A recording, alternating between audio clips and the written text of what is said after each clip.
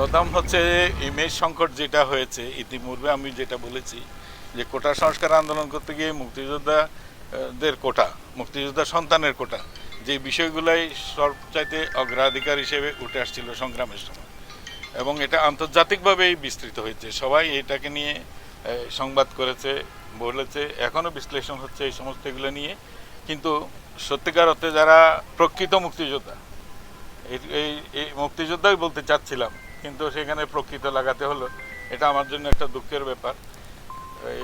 এটা অনেক দুঃখ ভারাক্রান্ত হৃদয়ে এই তাদের সন্তানদের তাজা রক্ত রাস্তায় বিছাতে দেখছে। তো এটা থেকে নিষ্কৃতি পাওয়াটা আমাদের তাদের জরুরি, এবং এই বিষয়ে আমরা দ্রুত পদক্ষেপ গ্রহণ করব। মন্ত্রণালয়ে বসে আমরা আলোচনা করে আমরা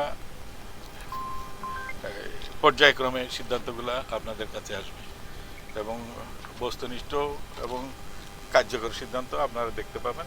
এটা হবে, কারণ এখানে সংস্কার হবে, এটা আমি বলেছি যে ভালো সংস্কার হবে, আপনারা বুঝতে পারবেন।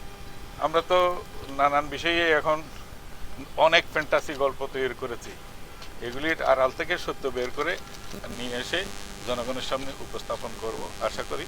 তাতে আজকে যে শহীদদের স্মরণে এখানে পুষ্পমাল্য দিলাম, তাদের আত্মা শান্তি পাবে।